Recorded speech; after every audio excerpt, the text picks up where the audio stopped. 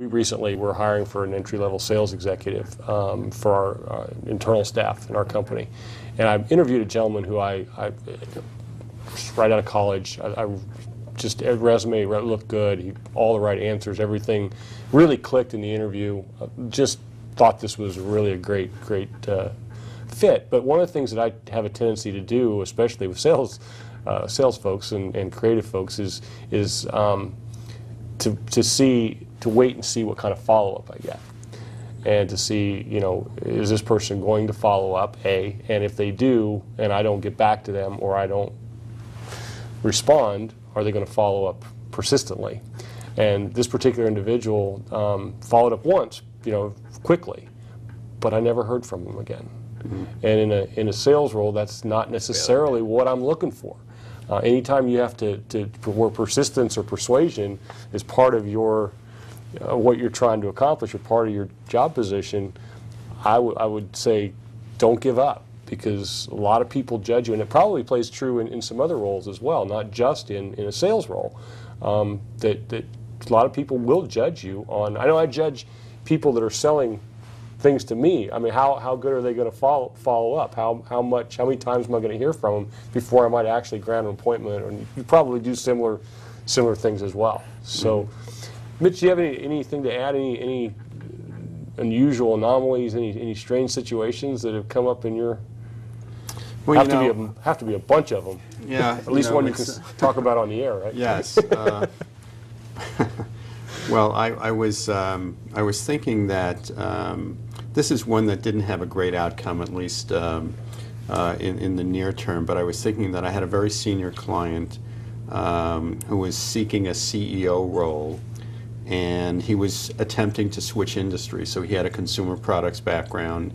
He was looking at and very seriously considered for a telecom role, he was being told by the search firm that he was the candidate. They were already talking about the various pieces of his compensation, the base salary, the bonus, the stock options, the long-term incentive plan.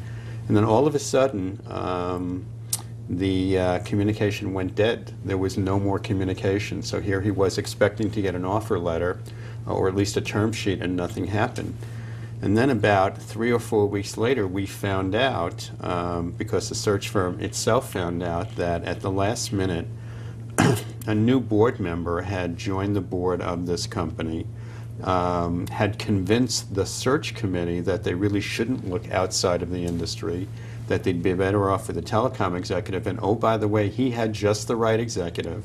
He was apparently a fairly dominating personality, convinced the search committee and then the board to hire his candidate. So our candidate, our client, who was the candidate, never really got a chance to sort of close the sale, to finish the negotiation. And it's one of those things that happens. I guess the point of the story is, first of all, it's never done until it's done. And secondly, even when it seems that it's about to be done, all sorts of strange things can happen.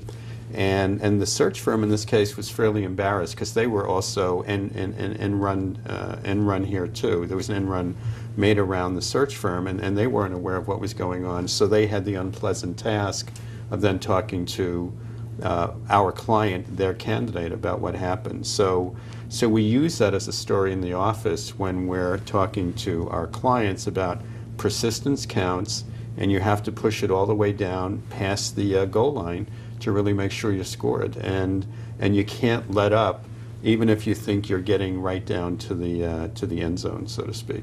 So it's a story that ultimately had a happy ending, because this client of ours did land a CEO job, turned out to be in the consumer products industry, and he's very happy about it. But he had a setback, a pretty unhappy setback, and he was feeling pretty badly about it for a couple of weeks before he got himself back together and ultimately succeeded in this second process. But it was lengthier than he would have thought. Right. In this case, I think it was Yogi Berra that said, "It ain't over till it's over." Right. Exactly that. Yep. Well, we want to thank you for being with us tonight. I want to thank Mitch and Harry. Thanks for having us.